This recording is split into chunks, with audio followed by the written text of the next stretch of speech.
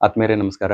ನಾವು ಈಗಾಗಲೇ ಶೈಕ್ಷಣಿಕ ಮನೋವಿಜ್ಞಾನ ವಿಷಯದ ಕುರಿತು ಮೊದಲನೇ ಅಧ್ಯಾಯ ಶೈಕ್ಷಣಿಕ ಮನೋವಿಜ್ಞಾನಕ್ಕೆ ಪೀಠಿಕೆ ಈ ವಿಷಯದ ಕುರಿತು ನಾವು ಅಭ್ಯಾಸ ಮಾಡ್ತಾ ಇದ್ದೀವಿ. ಅದರಲ್ಲಿ 1.1 ಮನೋವಿಜ್ಞಾನ ಸೈಕಾಲಜಿ ಇದರ ಮೀನಿಂಗ್, ಡೆಫಿನೇಷನ್ಸ್ ಮತ್ತು ನೇಚರ್ ಸ್ಕೋಪ್ ಎಲ್ಲ ಕೂಡ ಅಭ್ಯಾಸ ಮಾಡಿದ್ದೀವಿ. ಆಮೇಲೆ 1.2 ಮನೋವಿಜ್ಞಾನದ ಶಾಖೆಗಳು ಬ್ರಾಂಚಸ್ ಆಫ್ ಸೈಕಾಲಜಿ ಇದರಲ್ಲಿ ಶುದ್ಧ ಮತ್ತು ಅನ್ವಯಿಕ ಈ ಎರಡು ಶಾಖೆಗಳ ಕುರಿತು ತಿಳ್ಕೊಂಡಿದ್ದೀವಿ. ಆಮೇಲೆ 1.3 ಮನೋವಿಜ್ಞಾನದ ವಿಧಾನಗಳು ಮೆಥಡ್ಸ್ ಆಫ್ ಸೈಕಾಲಜಿ ಈ 1.3 ಕುರಿತು ನಾವು ಅಭ್ಯಾಸ ಮಾಡ್ತಾ ಇದ್ದೀವಿ. ಇದರಲ್ಲಿ ನಾವು ಮುಖ್ಯವಾಗಿ ಮೊದಲನೇ ಒಂದು ವಿಧಾನ ಅಂತರಾವಲೋಕನ ವಿಧಾನದ ಕುರಿತು ಅಭ್ಯಾಸ ಮಾಡಿದ್ದೀವಿ. ಎರಡನೇದು ಅವಲೋಕನ ವಿಧಾನದ ಕುರಿತು ಅಭ್ಯಾಸ ಮಾಡಿದ್ದೀವಿ. ಮೂರನೇದು ವ್ಯಕ್ತಿ ಅಧ್ಯಯನ ಈ ಒಂದು ವಿಧಾನದ ಕುರಿತು ನಾವು ಅಭ್ಯಾಸ ಮಾಡಿದ್ದೀವಿ. ಇವತ್ತಿನ ಅವಧಿಯಲ್ಲಿ ನಾವು ಪ್ರಾಯೋಗಿಕ ವಿಧಾನ ಈ 4ನೇ ವಿಧಾನ ಏನದಲ್ಲ ಇದರ ಕುರಿತು ನಾವು ಅಭ್ಯಾಸ ಮಾಡೋಣ. ಪ್ರಾಯೋಗಿಕ ವಿಧಾನಕ್ಕೆ ಸಂಬಂಧಿಸಿದಂತೆ ನಾವು ಯಾವೆಲ್ಲ ಅಂಶಗಳನ್ನ ತಿಳ್ಕೊಳ್ಬೇಕಂತಂದ್ರೆ, ಮೊದಲನೇದು ಅದರ ಪೀಠಿಕೆ, ಆಮೇಲೆ ಎರಡನೇದು ಅದರ ಅರ್ಥ, ಮೂರನೇದು ಪ್ರಾಯೋಗಿಕ ವಿಧಾನದಲ್ಲಿ ಚರಾಂಶಗಳ ವಿಧಗಳು, ಅದ್ರಲ್ಲಿ ಅರ್ಥನೂ ಬರ್ತದೆ, ವಿಧಗಳು ಬರ್ತದೆ, ಮತ್ತು ಪ್ರಾಯೋಗಿಕ ವಿಧಾನದ ಹಂತಗಳ್ಯಾವು, ಮತ್ತು ಪ್ರಯೋಗ ಯಾವ ರೀತಿ ನಾವು ಮಾಡಬೇಕು, ಆಮೇಲೆ ಪ್ರಯೋಗ ವಿಧಾನದ ಗುಣಗಳು, ಅದರ ಅವಗುಣಗಳು ಮತ್ತು ಸಮಾರೋಪ ಇಷ್ಟ ಅಂಶಗಳನ್ನ ನಾವು ಈ ಒಂದು ವಿಧಾನದಲ್ಲಿ ಅಭ್ಯಾಸ ಮಾಡಬೇಕು. ಅದರಲ್ಲಿ ಮೊದಲನೇ ಒಂದು ಅಂಶ ಇಂಟ್ರೊಡಕ್ಷನ್, ಪೀಠಿಕೆ ಅಂತ ಏನದಲ್ಲ ಅದನ್ನ ನೋಡ್ಕೋಣ. ಮನೋವಿಜ್ಞಾನದ ಹಲವಾರು ವಿಧಾನಗಳಲ್ಲಿ ಈ ಪ್ರಾಯೋಗಿಕ ವಿಧಾನ ಏನದಲ್ಲ ಇದು ಅತಿ ಮುಖ್ಯವಾದದ್ದು. ಯಾಕಂದ್ರೆ ಅತ್ಯಂತ ನಿಖರವಾದ ಮಾಹಿತಿಯನ್ನು ಒದಗಿಸುವಂತ ವಿಧಾನ ಇದೇ ಆಗಿರುವುದರಿಂದ ಈ ವಿಧಾನವು ಮನೋವಿಜ್ಞಾನದಲ್ಲಿ ಹೆಚ್ಚು ನಿಖರವಾದ ಮತ್ತು ವಿಶ್ವಸನೀಯ ವಿಧಾನ ಅಂತ ಹೇಳಿ ಇದು ಪ್ರಸಿದ್ಧಿಯನ್ನು ಪಡೆದದ. ಇದು ನೈಜವಾದ ಮತ್ತು ಸತ್ಯವಾದ ಪರಿಣಾಮಗಳನ್ನು ಒದಗಿಸುವುದರಿಂದ ಒಂದು ನಿರ್ದಿಷ್ಟ ಪರಿಸರದಲ್ಲಿ ವರ್ತನೆಯ ಅಭ್ಯಾಸವನ್ನು ಮಾಡಬಹುದು ಅಂತ ತಿಳ್ಕೊಂಡು ಹೇಳಲಾಗ್ತದೆ. ಅಂದ್ರೆ ಉಳಿದೆಲ್ಲ ವಿಧಾನಗಳು ಪ್ರಯೋಗಕ್ಕೊಳಪಡುವುದಿಲ್ಲ, ಅದು ಅಬ್ಸರ್ವೇಷನ್ ಮೇಲೆ ಆಗುವಂತ ಒಂದು ಫಲಿತಾಂಶವನ್ನ ಕೊಡ್ತಾವು. ಬಟ್ ಈ ಪ್ರಾಯೋಗಿಕ ವಿಧಾನ ಏನದಲ್ಲ ಇದು ಆ ರೀತಿ ಅಲ್ಲ. ಅಬ್ಸರ್ವೇಷನ್ ಇರ್ತದ, ಬಟ್ ಪ್ರಯೋಗಕ್ಕೊಳಪಟ್ಟಿರುವುದರಿಂದ ಹೆಚ್ಚು ವಿಶ್ವಸನೀಯವಾದ ಮತ್ತು ನಿಖರವಾದ ಮಾಹಿತಿಯನ್ನು ಪಡಲಿಕ್ಕೆ ಇದು ಅತ್ಯಂತ ಸಹಾಯಕಾರಿ ಆಗ್ತದೆ. ಬಟ್ ಇದಕ್ಕೆ ಏನ್ ಆಗ್ಬೇಕಂದ್ರ ಒಂದ್ ನಿರ್ದಿಷ್ಟವಾದ ಪರಿಸರದ ಅವಶ್ಯಕತೆ ಬಹಳಷ್ಟು ಅದ ಅಂತಂದಂಗ. ಈ ವಿಧಾನವನ್ನ ಜರ್ಮನಿಯ ಮನೋವಿಜ್ಞಾನಿ ವಿಲ್ ಹೆಲ್ಮ್ ವುಂಟ್ ಅನ್ನೋರು ಇದನ್ನ ಕಂಡು ಹಿಡಿದ್ರು, ಅಥವಾ ಇವರನ್ನ ಈ ಒಂದು ವಿಧಾನದ ಪ್ರತಿಪಾದಕರು ಅಂತ ಹೇಳಿ ಕರಿತೀವಿ. ಯಾಕೆ ಇವರನ್ನ ಪ್ರತಿಪಾದಕರು ಅಂತ ಹೇಳಿ ನಾವು ಕರಿತೀವಿ ಅಂತಂದ್ರೆ ಅದಕ್ಕೊಂದು ಕಾರಣ ಅದ. 1879ರಲ್ಲಿ ಇವ್ರು ಏನ್ ಮಾಡ್ತಾರಂದ್ರ ಜರ್ಮನಿಯ ಲಿಪ್ಜಿಗ್ ಅಂತ ಹೇಳಿ ಒಂದು ಯೂನಿವರ್ಸಿಟಿ ಇತ್ತು. ಆ ಯೂನಿವರ್ಸಿಟಿಯಲ್ಲಿ ವಿಶ್ವವಿದ್ಯಾಲಯದಲ್ಲಿ ಜಗತ್ತಿನ ಮೊಟ್ಟ ಮೊದಲು ಮನೋವೈಜ್ಞಾನಿಕ ಪ್ರಯೋಗಾಲಯವನ್ನ ಪ್ರಾರಂಭಿಸ್ತಾರೆ. ಆಮೇಲೆ ಈ ಒಂದು ಪ್ರಯೋಗಾಲಯ ಪ್ರಾರಂಭವಾದರ ಫಲವಾಗಿ ಈ ವಿಧಾನ ಬೆಳಕಿಗೆ ಬಂತು. ಯಾಕಂದ್ರೆ ಅಲ್ಲಿ ಹಲವಾರು ಪ್ರಯೋಗಗಳನ್ನ ಈ ಮನೋವಿಜ್ಞಾನಕ್ಕೆ ಸಂಬಂಧಿಸಿದಂತ ಹಲವಾರು ಪ್ರಯೋಗಗಳನ್ನ ಕೈಗೊಳ್ಳಿಕ್ ಪ್ರಾರಂಭಿಸಿದ್ರು. ಅದರ ಪರಿಣಾಮವಾಗಿ ಈ ವಿಧಾನ ಬೆಳಕಿಗೆ ಬಂತು ಅಥವಾ ಬೆಳೆದು ಬಂತು ಅಂತ ತಿಳ್ಕೊಂಡು ನಾವು ಹೇಳ್ತೇವೆ. ಅದೇ ವರ್ಷ ಇನ್ನೊಂದು ಘಟನೆಯನ್ನು ಕೂಡ ನಡೀತದೆ. ಏನಂತಂದ್ರೆ 1879ರಲ್ಲೇ ಅಮೆರಿಕಾದ ವಿಲಿಯಂ ಜೇಮ್ಸ್ ಅನ್ನೋರು ಇವರು ಕೂಡ ಏನ್ ಮಾಡ್ತಾರಂದ್ರ ಹಾರ್ವರ್ಡ್ ಯೂನಿವರ್ಸಿಟಿಯಲ್ಲಿ ಒಂದು ಸೇಮ್ ಮನೋವೈಜ್ಞಾನಿಕ ಪ್ರಯೋಗಾಲಯವನ್ನ ಆರಂಭಿಸ್ತಾರೆ. ಇವರು ವಿಲಿಯಂ ಜೇಮ್ಸ್ ಅವರು. ಓಕೆ, ಸೊ ಈ ರೀತಿ ಜಗತ್ತಿನಾಗ ಮನೋವಿಜ್ಞಾನದಲ್ಲಿ ಹೆಚ್ಚಾದ ಬದಲಾವಣೆಯನ್ನು ಕಂಡಂತ ವರ್ಷ ಯಾವ್ದತ್ತಂದ್ರ 1879. ಈ ವಿಷಯ ನೀವು ಯಾವುದೇ ಕಾರಣಕ್ಕೂ ಮರಿಬಾರ್ದು. ಯಾಕಂದ್ರೆ ಅದೇ ವರ್ಷ ಜಗತ್ತಿನಲ್ಲಿ 2 ಮನೋವೈಜ್ಞಾನಿಕ ಪ್ರಯೋಗಾಲಯಗಳ ಆರಂಭವಾಯಿತು ಅಥವಾ ಸ್ಥಾಪಿತಗೊಂಡ್ರು. ಒಂದು ಜರ್ಮನಿಯಲ್ಲಿ ವಿಲ್ ಹೆಲ್ಮ್ ವುಂಟ್ ಅವ್ರು ಮೊದಲು ಮಾಡಿದ್ರು. ಆ ತರುವಾಯ ಅಮೆರಿಕಾದಲ್ಲಿ ವಿಲಿಯಂ ಜೇಮ್ಸ್ ಅವರು ಹಾರ್ವರ್ಡ್ ವಿಶ್ವವಿದ್ಯಾಲಯದಲ್ಲಿ ಮನೋವೈಜ್ಞಾನಿಕ ಪ್ರಯೋಗಾಲಯವನ್ನ ಪ್ರಾರಂಭಿಸ್ತಾರೆ. ಇನ್ನ ಮುಂದುವರೆದ ಈ ಒಂದು ವಿಧಾನ ಏನದಲ್ಲ, ಈ ವಿಧಾನದ ಮೂಲಕ ನಾವು ಏನೆಲ್ಲ ಅಂಶಗಳನ್ನ ನಾವು ಮೆಜರ್ ಮಾಡಬೇಕು, ಏನೇನು ನಾವು ಫಲಿತಾಂಶವನ್ನು ನೋಡ್ಬೋದು ಅಂತಂದ್ರೆ, ಒಂದು ಜ್ಞಾಪಕ ಶಕ್ತಿಯ ಅಳತೆಯನ್ನು ಮಾಡಬಹುದು. ನಮ್ಮ ಜ್ಞಾಪಕ ಶಕ್ತಿ ಎಷ್ಟರ ಮಟ್ಟಿಗೆ ಅದಾವ ಅನ್ನೋದನ್ನ ಮೆಜರ್ಮೆಂಟ್ ಮಾಡಬಹುದು, ಅಳತೆ ಮಾಡಬಹುದು. ಎರಡನೇದು ಪ್ರತಿಕ್ರಿಯೆಗಳ ಅಳತೆಯನ್ನು ಮಾಡಬಹುದು. ನಾವು ತೋರುವಂತ ಪ್ರತಿಕ್ರಿಯೆಗಳದಾವಲ್ಲ ಅವು ಎಷ್ಟರ ಮಟ್ಟಿಗೆ ಇದಾವ ಅನ್ನೋದನ್ನ ಕೂಡ ಅಳತೆ ಮಾಡಬಹುದು. ಇಂದ್ರಿಯಾನುಭವಗಳ ಅಳತೆಯನ್ನು ಮಾಡಬಹುದು. ಆಮೇಲೆ ಬುದ್ಧಿಶಕ್ತಿಯ ಅಳತೆ ಮಾಡಬಹುದು. ಎಷ್ಟರ ಮಟ್ಟಿಗೆ ಬುದ್ಧಿಶಕ್ತಿಯನ್ನು ಹೊಂದಿದಾನ, IQ ಎಷ್ಟರ ಮಟ್ಟಿಗೆ ಅದ ಅನ್ನೋದನ್ನ ನಾವು ಇದನ್ನ ಪ್ರಯೋಗಾಲಯದ ಮೂಲಕ ಅಥವಾ ಪ್ರಯೋಗ ಮಾಡೋದ್ರ ಮೂಲಕ ಅಳಿಬಹುದು ಅಂತ ತಿಳ್ಕೊಂಡು ಹೇಳಾಕ್ತಾರೆ. ಇದರ ಇನ್ನಷ್ಟು ಕ್ಲಿಯರ್ ಮಾಹಿತಿಯನ್ನ ನಾನು ನಿಮಗೆ ಮುಂದೆ ಕೊಡ್ತಾ ಹೋಗ್ತೇನೆ. ಉದಾಹರಣೆಗೆ ಒಂದು ತಿಳ್ಕೊಳ್ಳೋಣ. ಈಗ ಸದ್ಯ ಒಂದು ಉದಾಹರಣೆಯನ್ನು ತೆಗೆದುಕೊಂಡು ಅದಕ್ಕೆ ಪ್ರಯೋಗ ಹೆಂಗ್ ಮಾಡ್ತಾರ ಅನ್ನೋದನ್ನ ತಿಳ್ಕೊಳ್ಳೋಣ. ಫಸ್ಟ್ ಈಗ ಒಬ್ಬ ಶಿಕ್ಷಕ ಅದಾನ, ಅವನಿಗೆ ಎದುರುಗಡೆ ಒಂದು ಪ್ರಶ್ನೆ ಅದ ಅಂತ ತಿಳ್ಕೊಣ. ಇಲ್ಲಿ ಪ್ರಶ್ನೆ ಅನ್ನೋದ ಅಥವಾ ಒಂದು ಪ್ರಯೋಗ ಮಾಡೋದನ್ನು ಅಂತ ನಾವು ತಿಳ್ಕೊಳ್ಳೋದು. ಫಾರ್ ಎಕ್ಸಾಂಪಲ್ ಏನದ ಅನ್ನೋದು ನೋಡ್ರಿ. ಈಗ ಶಿಕ್ಷಕ ಅಂತಂದ್ರೆ ಈ ಸ್ಥಳದಾಗ ನಮ್ಮನ್ನ ನಾವ ಸೂಚಿಸ್ಕೊಳ್ದದ. ಈಗ ನೀವು ಕೂಡ ನೀವ ಅಂತ ತಿಳ್ಕೊಡೋದು. ಶಿಕ್ಷಕ ಅಂತಂದಾಗ ನೀವ ಅಂತ ತಿಳ್ಕೊಡೋದು. ನಾವ್ ಏನ್ ಮೆಜರ್ಮೆಂಟ್ ಮಾಡೋರ್ದೇವ ಅಂತಂದ್ರ ಅಥವಾ ಒಂದ್ ಏನ್ ಪ್ರಯೋಗ ಮಾಡೋರ್ದೇವ ಅಂದ್ರ ಸಂಗೀತದೊಂದಿಗೆ ನೆನ್ಪಿಟ್ಕೊಳ್ರ, ಸಂಗೀತದೊಂದಿಗೆ ಓದುವುದರಿಂದ ವಿದ್ಯಾರ್ಥಿಗಳ ಸ್ಮರಣ ಶಕ್ತಿ ಮೇಲೆ ಪರಿಣಾಮ ಉಂಟಾಗುತ್ತದೆ. ಇಲ್ಲಿ 2 ಅಂಶಗಳು ಅದಾವ. ಏನಂತಂದ್ರ ಒಂದು ಸಂಗೀತದೊಂದಿಗೆ ಓದುವುದು, ಇದು 1ನೇ ಅಂಶ. ಮತ್ತು 2ನೇದು ವಿದ್ಯಾರ್ಥಿಗಳ ಸ್ಮರಣ ಶಕ್ತಿ, ಇದು 2 ಅಂಶ ಅದಾವ. ಇಲ್ಲಿ ಏನಂದ್ರ ಸಂಗೀತದೊಂದಿಗೆ ಓದುವುದರಿಂದ ವಿದ್ಯಾರ್ಥಿಗಳ ಸ್ಮರಣ ಶಕ್ತಿ ಮೇಲೆ ಪರಿಣಾಮ ಉಂಟಾಗುತ್ತದೆ ಅಥವಾ ಉಂಟಾಗುವ ಪರಿಣಾಮ, ಸ್ಮರಣ ಶಕ್ತಿ ಮೇಲೆ ಉಂಟಾಗುವ ಪರಿಣಾಮ ಅಂತ ಹೇಳಿ ನಾವು ತಿಳ್ಕೋದು. ಓಕೆ, ಅಂದ್ರೆ ಇಲ್ಲಿ ಸಂಗೀತದೊಂದಿಗೆ ಓದೋದಂದ್ರೆ ಏನ್ ಹೇಳ್ರಿ, ಈಗ ಕೆಲವೊಂದಿಷ್ಟು ವಿದ್ಯಾರ್ಥಿಗಳಿಗೆ ಒಂದು ಹವ್ಯಾಸ ಇರ್ತದೆ. ಏನಂತಂದ್ರ ಮ್ಯೂಸಿಕ್ ಹಚ್ಕೊಂಡು ಹಾಡ ಕೇಳ್ತಾ ಸಂಗೀತ ಕೇಳ್ತಾ ಕೇಳ್ತಾನ ಓದ್ತಿರ್ತಾರ. ಇನ್ನು ಕೆಲವು ಜನರು ಏಕಾಗ್ರತೆಯಿಂದ ಶಾಂತ ಸ್ಥಳದಲ್ಲಿ ಓದ್ತಾ ಇರ್ತಾರ. ನಮ್ದು ಪ್ರಶ್ನೆ ಏನಂತಂದ್ರ ಸಂಗೀತದೊಂದಿಗೆ ಓದುವಂತ ವಿದ್ಯಾರ್ಥಿಗಳ ಸ್ಮರಣ ಶಕ್ತಿ ಹೆಚ್ಚಿರ್ತದನು ಅಥವಾ ಏಕಾಂತದಲ್ಲಿ ಕುಳಿತು ಕಾನ್ಸಂಟ್ರೇಟ್ ಆಗಿ ಅಭ್ಯಾಸ ಮಾಡ್ತಿರ್ತಾರ ಅವ್ರ ಸ್ಮರಣ ಶಕ್ತಿ ಹೆಚ್ಚಾಗ್ತದನು. ಈ 2 ಇದು ಏನ್ ಹೇಳ್ರಿ ಅಂಶಗಳ ಕುರಿತು ನಾವು ಅಭ್ಯಾಸ ಮಾಡೋದದ. ಅದಕ್ಕಾಗಿ ಶಿಕ್ಷಕ ತಾವ್ ಏನ್ ಮಾಡ್ತಾನಂತಂದ್ರೆ ಮೊದಲನೇದು ಏನ್ ಮಾಡ್ತಾನಂದ್ರ ಒಂದೇದು ಏನದಲ್ಲ ಒಂದು ಗುಂಪಿಗೆ ಸಂಗೀತದೊಂದಿಗೆ ಓದಲಿಕ್ಕೆ ಹೇಳ್ತಾನ. ಒಂದು ಗುಂಪು ಇರ್ತದಲ್ಲ, ಎ ಗುಂಪು ಅಂತ ತಿಳ್ಕೊಂಡ್ ನಾವು. ಇದು ಎ ಗುಂಪಿಗೆ ಸಂಗೀತದೊಂದಿಗೆ ಓದ್ಲಿಕ್ಕೆ ಅವಕಾಶವನ್ನು ಕೊಡ್ತಾರ. ಇನ್ನು ಬಿ ಗುಂಪು ಏನದಲ್ಲ, ಈ ಬಿ ಗುಂಪಿಗೆ ಇನ್ನೊಂದು ಗುಂಪು ಸಂಗೀತವಿಲ್ಲದೆ ಓದುತ್ತದೆ. ಅದಕ್ಕೆ ಸಂಗೀತದ ಅವಕಾಶವನ್ನು ಕೊಡಂಗಿಲ್ಲ, ಏಕಾಂತದಲ್ಲಿ ಕುಳಿತು ಅವ್ರಿಗೆ ಓದ್ಲಿಕ್ಕೆ ಹೇಳ್ತಾರೆ. ನಂತರ ಫಲಿತಾಂಶ ಏನ್ ಹೇಳ್ರಿ, ನಂತರ ಇಬ್ಬರೂ ಗುಂಪಿನ ಸ್ಮರಣ ಶಕ್ತಿ ಪರೀಕ್ಷೆ ಮಾಡೋದು. ಸ್ಮರಣ ಶಕ್ತಿಯನ್ನ ಏನ್ ಮಾಡ್ತಾರ್ರಿ ಪರೀಕ್ಷೆ ಮಾಡ್ಲಾಗ್ತದ. ಇದು ಒಂದು ಪ್ರಯೋಗ ಅಂತ ಹೇಳ್ತೇವೆ ನಾವು. ಹಂಗಾದ್ರೆ ಹೆಂಗ್ ಮಾಡೋದು ಅಂತಂದಂಗ ಈಗ ಫಾರ್ ಎಕ್ಸಾಂಪಲ್ ನಾ ಹೇಳ್ತೇನೆ ನೋಡ್ರಿ. ಎ ಗುಂಪದ, ಎ ಗುಂಪಿಗೆ ಸಂಗೀತದೊಂದಿಗೆ ಕೊಟ್ಟಿದ್ದೇವೆ. ಸೊ ಅಲ್ಲಿ ಸೈಡ್ ಅವ್ರಿಗೆ ಮ್ಯೂಸಿಕ್ ಎಲ್ಲ ಕೇಳು ಹಂಗ ಅವ್ರಿಗೆ ಒಂದು ಪೇಜ್ ಒನ್ ಕೊಡೋದು, ನಿರ್ದಿಷ್ಟವಾದ ಪೇಜ್ ಒನ್ ಕೊಡೋದ, ಇದನ್ನ ಓದ್ರಿ ಅಂತ ಹೇಳೋದು. ಈ ಮೊದಲು ಆ ಪೇಜ್ ದಲ್ಲಿ ಇರುವಂತ ವಿಷಯವನ್ನು ಅವ್ರು ಓದಿರಬಾರ್ದು ಅಂತ ಹೊಸ ವಿಷಯವನ್ನು ಕೊಡೋದು. ಆಮೇಲೆ ಬಿ ಗುಂಪು ಈ ಕಡೆ ಇಡ್ಕೋದು, ಅದಕ್ಕೂ ಅದೇ ಸೇಮ್ ಪೇಜ್ ಕೊಡೋದು. ಇವ್ರನ್ನ ಏಕಾಂತದಲ್ಲಿ ಇಡೋದು, ಇವರನ್ನ ಮ್ಯೂಸಿಕ್ದೊಂದಿಗೆ ಬಿಟ್ಟು ಬಿಡೋದು. ಆಮೇಲೆ ನಿರ್ದಿಷ್ಟ ಸಮಯದ ನಂತರ ಈ ಫಾರ್ ಎಕ್ಸಾಂಪಲ್ ನೀವು 15 ನಿಮಿಷ ಅವಕಾಶ ಕೊಡೋದು. 15 ನಿಮಿಷನಾಗ 2 ಗುಂಪಿನವ್ರು ಓದ್ತಾರ. ಓದಿದ ಕೂಡಲೇ ಒಂದು ಪ್ರಶ್ನೆ ಪತ್ರಿಕೆಯನ್ನ ಅವ್ರಿಗೆ ಕೊಡೋದು, ಅದಕ್ಕೆ ಉತ್ತರ ಬರ್ಲಿಕ್ಕೆ ಹೇಳೋದು. ಇದು 1ನೇ ವಿಧಾನ. ಅಥವಾ ಓದಿರುವಂತ ವಿಷಯದ ಮೇಲೆ ನೀವು ಓರಲ್ ಕ್ವಶನ್ಸ್ ಎಲ್ಲ ಕೇಳ್ಬಹುದು. ಹಿಂಗ್ ಕೇಳೋದ್ರಿಂದ ಅಥವಾ ನೀವು ಆ ಓದಿರುವಂತ ಕಥೆಯನ್ನ ಅಥವಾ ವಿಷಯವನ್ನ ಆಸ್ ಇಟ್ ಈಸ್ ನಮಗ್ ಹೇಳ್ರಿ ಅಂತ ಹೇಳೋದು. 2 ಗುಂಪಿನವ್ರು ಹೇಳೋದ್ರ ಆಧಾರದ ಮೇಲೆ ನಾವು ಅವ್ರಿಗೆ ಅಂಕಗಳನ್ನ ಕೊಡ್ಬೋದು. ಆಮೇಲೆ ಆ ಫಲಿತಾಂಶದಿಂದ ಏನ್ ಕಂಡು ಬರ್ತದ, ಸಂಗೀತದೊಂದಿಗೆ ಓದಿದವ್ರ ಮಾರ್ಕ್ಸ್ ಹೆಚ್ಚದಾವು, ಗುಂಪಿನವ್ರ ಮಾರ್ಕ್ಸ್ ಹೆಚ್ಚದಾವು, ಅಥವಾ ಸಂಗೀತ ಇಲ್ಲದೆ ಓದಿದವ್ರಂತ ಮಾರ್ಕ್ಸ್ ಹೆಚ್ಚದಾವು ಅನ್ನೋದು ನೋಡ್ಕೋದ್ರ ಮೂಲಕ ನಾವು ಈ ಪ್ರಯೋಗವನ್ನ ಮಾಡಬಹುದು ಅಂತಂದಂಗ ಗೊತ್ತಾಯ್ತಲ್ಲ. ಈ ರೀತಿ ನಾವು ಪ್ರಯೋಗಗಳನ್ನ ಕೈಗೊಳ್ತೀವಿ ಅಂತಂದಂಗ. ಇನ್ ನೆಕ್ಸ್ಟ್ ನೋಡ್ರಿ, ಇದರ ಅರ್ಥವನ್ನ ತಿಳ್ಕೊಳ್ಳೋಣ. ಮನೋವಿಜ್ಞಾನದಲ್ಲಿ ಪ್ರಯೋಗಾತ್ಮಕ ವಿಧಾನ ಅಂತಂದ್ರೆ ಏನಂತಂದ್ರೆ ಕಾರಣ ಮತ್ತು ಪರಿಣಾಮವನ್ನು ತಿಳಿಯಲು ನಿಯಂತ್ರಿತ ಪರಿಸ್ಥಿತಿಯಲ್ಲಿ ಅಥವಾ ಸನ್ನಿವೇಶದಲ್ಲಿ ನಡೆಸುವಂತಹ ವೈಜ್ಞಾನಿಕ ಅಧ್ಯಯನ. ಇಲ್ಲಿ 3 ಪ್ರಮುಖವಾದಂತಹ ಅಂಶಗಳದವ. ಒಂದು, ನಾವು ಏನನ್ನ ಕಂಡುಕೊಳ್ಳತ್ತೇವೆ ಹೇಳ್ರಿ, ಕಾರಣ ಮತ್ತು ಪರಿಣಾಮ. ಈ 2 ಅಂಶವನ್ನ ತಿಳಿದುಕೊಳ್ಳುವ ಸಲುವಾಗಿ, ಕಾರಣ ಮತ್ತು ಪರಿಣಾಮ ಈ 2 ಅಂಶಗಳನ್ನು ತಿಳಿದುಕೊಳ್ಳುವ ಸಲುವಾಗಿ ಒಂದು ನಿಯಂತ್ರಿತ ಸನ್ನಿವೇಶವನ್ನ ನಾವೇನ್ ಮಾಡಿದೇವಿ ಹೇಳ್ರಿ, ತಯಾರು ಮಾಡಿದೇವಿ. ಇದು 3ನೇದು. ನಿಯಂತ್ರಿತ ಸನ್ನಿವೇಶವನ್ನ ತಯಾರು ಮಾಡಿದೇವಿ, ಕ್ರಿಯೇಟ್ ಮಾಡಿದೇವಿ. ಆ ನಿಯಂತ್ರಿತ ಸನ್ನಿವೇಶದಲ್ಲಿ ಈ ಕಾರಣ ಮತ್ತು ಪರಿಣಾಮಗಳನ್ನ ತಿಳ್ಕೋ ಸಲುವಾಗಿ ನಾವೇನ್ ಮಾಡ್ತಾ ಇದ್ದೇವೆ ಹೇಳ್ರಿ, ಮನೋವೈಜ್ಞಾನಿಕ ಅಧ್ಯಯನವನ್ನ ಮಾಡುವಂತ ವಿಧಾನ ಏನದಲ್ಲ, ಇದಕ್ಕೆ ಪ್ರಾಯೋಗಿಕ ವಿಧಾನ ಅಂತ ಹೇಳಿ ಕರೀತಾರೆ. ಇನ್ನು ಇದಕ್ಕೂ ಮುಂದುವರೆದು ನಾವು ತಿಳ್ಕೊಳ್ಬೇಕಾದ್ರೆ ನಿಯಂತ್ರಿತ ಸನ್ನಿವೇಶದಲ್ಲಿ ಚರಾಂಶಗಳನ್ನು ನಿಯಂತ್ರಿಸಿ ಇಲ್ಲಿ ನೋಡ್ರ, ನಿಯಂತ್ರಿತ ಸನ್ನಿವೇಶದಲ್ಲಿ ಚರಾಂಶಗಳನ್ನು ನಿಯಂತ್ರಿಸಿ ವ್ಯಕ್ತಿಯ ವರ್ತನೆಗಳನ್ನು ಅಧ್ಯಯನ ಮಾಡಿ ಸಮಸ್ಯೆಗೆ ಅಥವಾ ಬದಲಾದ ವರ್ತನೆಗೆ ಸಂಬಂಧಿಸಿದ ನೈಜ ಕಾರಣವನ್ನು ಗುರುತಿಸುವ ವಿಧಾನವೇ ಪ್ರಾಯೋಗಿಕ ವಿಧಾನ ಅಂತೇಳಿ ಕರಿತೀವಿ. ಇಲ್ಲಿ ನಿಮ್ಗೊಂದು ಹೊಸ ಶಬ್ದ ಕೇಳಲಿಕ್ಕೆ ಸಿಗ್ತದೆ. ಏನಂತಂದ್ರೆ ಚರಾಂಶ ಅನ್ನೋದು.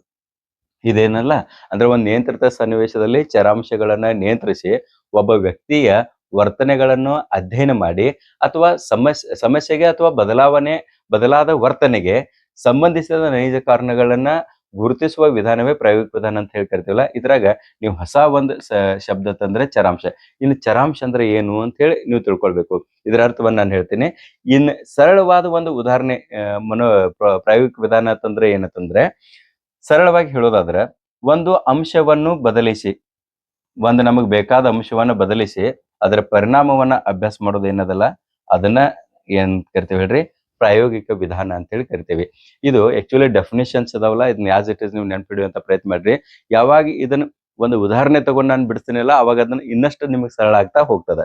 ಈಗ ನೋಡ್ರಿ, ನೆಕ್ಸ್ಟ್ ಒನ್. ಪ್ರಯೋಗ ವಿಧಾನದಲ್ಲಿ ಮನೋವಿಜ್ಞಾನಿಗಳು ಸ್ವತಂತ್ರ ಚರಾಂಶ ಮತ್ತು ಅವಲಂಬಿತ ಚರಾಂಶ, ಈ ಎರಡು ಚರಾಂಶದವ ಒಂದೇದು ಸ್ವತಂತ್ರ ಚರಾಂಶ ಮತ್ತು ಅವಲಂಬಿತ ಚರಾಂಶಗಳ ಸಂಬಂಧವನ್ನ ಅಧ್ಯಯನ ಮಾಡ್ತಾರ. ಇದು ಎರಡನೇದು. ಇನ್ನು ಚರಾಂಶ ಅಂದ್ರನ ಗೊತ್ತಿಲ್ಲ, ಇನ್ನು ಸ್ವತಂತ್ರ ಮತ್ತು ಪರತಂತ್ರ ಯಾವುವು ಅಂತ ನೀವು ಕೇಳೋರು. ಸೊ ಇಲ್ಲಿ ನಾನು ನಿಮ್ಗೆ ಅಗದಿ ಕ್ಲಿಯರ್ ಆಗಿ ಹೇಳ್ತೇನೆ. ಮೊದಲನೇದು, ಚರಾಂಶ ಅಂದ್ರೆ ಏನು ಅನ್ನೋದನ್ನ ಅಭ್ಯಾಸ ಮಾಡೋಣ. ಮತ್ತೆ ಚರಾಂಶಕ್ಕೆ ಯಾವೆಲ್ಲ ಹೆಸರುಗಳಿಂದ ಕರೀತಾರ ಅನ್ನೋದನ್ನು ಕೂಡ ನೋಡೋಣ. ಒಂದೇದು, ಚರಾಂಶ ಅನ್ನೋ ಶಬ್ದದ ಬದಲಾಗಿ ನಿಮ್ಗೆ ಯಾವಾಗ್ಲೂ ಎಕ್ಸಾಮ್ದಾಗ ಈ ಎಲ್ಲಾ ಶಬ್ದಗಳ ಉಪಯೋಗ ಆಗ್ತದ. ಒಂದೇದು ಚಲಕ ಅಂತ ಹೇಳಿ ಕರೀತಾರ, ಎರಡನೇದು ಚರಾಂಶ ಅಂತ ಹೇಳಿ ಕರೀತಾರ, ಮೂರನೇದು ಪರಿವರ್ತ್ಯಗಳು ಅಂತ ಹೇಳಿ ಕರೀತಾರ, ಮತ್ ಇನ್ನೊಂದದ ಬರೇ ಚರ ಅಂತ ಹೇಳಿ ಕರೀತಾರ, ಚರ. ಇದನ್ನ ಇಂಗ್ಲಿಷ್ನಾಗ ಒಂದ ಶಬ್ದದಿಂದ ಕರೀತಾರ, ವೇರಿಯೇಬಲ್ಸ್ ಅಂತ ಹೇಳಿ. ಚರಾಂಶಗಳು ಅಂತಂದ್ರೆ ವೇರಿಯೇಬಲ್ಸ್ ಅಂತ ಹೇಳಿ ಕರೀತಾರ. ಇನ್ನ ಯಾವ್ದಕ್ಕೆ ಇದನ್ನೆಲ್ಲ ಹಿಂಗ್ ಕರೀತಾರ ಅಂತ ಹೇಳಿ ನೋಡೋಣ. ಇದ್ ನಾಲ್ಕನೇದು. ಓಕೆ, ಯಾವುದೇ ಒಂದು ಜೀವಿಯ ವಿಭಿನ್ನ ವರ್ತನೆಗೆ ಕಾರಣವಾಗಬಹುದಾದ ಪ್ರಭಾವ ಬೀರುವ ಬಾಹ್ಯ ಮತ್ತು ಆಂತರಿಕ ಅಂಶಗಳನ್ನು ಚಲಕ ಎನ್ನುತ್ತೇವೆ, ಅಥವಾ ಚರಾಂಶ ಎನ್ನುತ್ತೇವೆ, ಅಥವಾ ಚರ ಎನ್ನುತ್ತೇವೆ, ಅಥವಾ ಪರಿವರ್ತನೆಗಳು ಎನ್ನುತ್ತೇವೆ. ಗೊತ್ತಾಯ್ತಲ್ಲ? ಒಂದು ಜೀವಿಯ ವಿಭಿನ್ನ ವರ್ತನೆಗೆ ಕಾರಣವಾಗಿರುವ, ಈಗ ಜೀವಿ ಒಂದು ವರ್ತನೆ ಅಂತ ತೋರ್ತಿದೆ, ಆ ವರ್ತನೆಯನ್ನು ಬಿಟ್ಟು ವಿಭಿನ್ನ ವರ್ತನೆ ಯಾವಾಗ ತೋರ್ತದಲ್ಲ, ಆ ವರ್ತನೆಗೆ ಕಾರಣವಾಗಿರುವ ಅಥವಾ ಎರಡನೇ ನೋಡ್ರೆ ಕಾರಣವಾಗಿರಬಹುದಾದ ಅಥವಾ ಪ್ರಭಾವ ಬೀರುವ ಬಾಹ್ಯ ಮತ್ತು ಆಂತರಿಕ ಅಂಶಗಳನ್ನ ನಾವು ಚರಾಂಶ ಅಂತ ಹೇಳಿ ಕರಿತೀವಿ. ಇನ್ನು ಇದನ್ನ ಬಿಟ್ಟು ಇನ್ನೊಂದು ನೋಡ್ಬೇಕಾದ್ರೆ, ಯಾವುದು ಬದಲಾವಣೆಗೆ ಒಳಪಡುತ್ತದೆಯೋ ಅಥವಾ ನಿಯಂತ್ರಿಸಲು ಸಾಧ್ಯವಿದೆಯೋ ಆ ಪರಿಕಲ್ಪನೆಯನ್ನು ನಾವು ಚರಾಂಶ ಅಂತ ಹೇಳಿ ಕರಿತೇವೆ ಅಂತಂದಂಗೆ. ಓಕೆ, ಸೊ ಚರಾಂಶ ಅಂದ್ರೆ ಏನು ಮತ್ತು ಅದರಲ್ಲಿ ಚರಾಂಶಗೆ ವಿವಿಧ ಹೆಸರುಗಳು ಏನದಾವ ಅನ್ನೋದು ಗೊತ್ತಾಯ್ತು. ಇನ್ನು ಉದಾಹರಣೆಯ ಮೂಲಕ ಇದನ್ನು ತಿಳ್ಕೊಳ್ಬೇಕಾಯ್ತು ಅಂತ ತಿಳ್ಕೊಡ್ರಿ. ಪ್ರಾಯೋಗಿಕ ವಿಧಾನದಲ್ಲಿ ಈ ಚರಾಂಶಗಳ 4 ರೀತಿಯಾಗಿ ಬರ್ತಾವ. ಇನ್ನಷ್ಟು ಜನ ಮುಂದುವರೆದತನ 6 ರೀತಿಯಾಗೂ ಕೂಡ ಹೇಳ್ತಾರ. ಬಟ್ ಪ್ರಮುಖವಾಗಿ 4 ವಿಧಗಳಿದ್ರಾಗ ಇದಾವ. ಪ್ರಾಯೋಗಿಕ ವಿಧಾನದಲ್ಲಿ ಸಾಮಾನ್ಯವಾಗಿ ನಾವು ಪ್ರಾಯೋಗಿಕ ವಿಧಾನದಾಗ ಏನೇನ್ ನೋಡ್ತೇವೆ ಅಂದ್ರ, ಒಂದು ವಿಷಯವನ್ನು ಬದಲಾಯಿಸಿ ಅದರ ಪರಿಣಾಮವನ್ನ ಗಮನಿಸ್ತೇವೆ. ಇದಿಷ್ಟೇ ಒಂದ ಲೈನ್ ನೆನ್ಪಿಡ್ರಿ, ಉಳಿದದ್ದೆಲ್ಲ ಡೆಫಿನಿಷನ್ ಬೇಡ. ಏನ್ ಹೇಳ್ರಿ,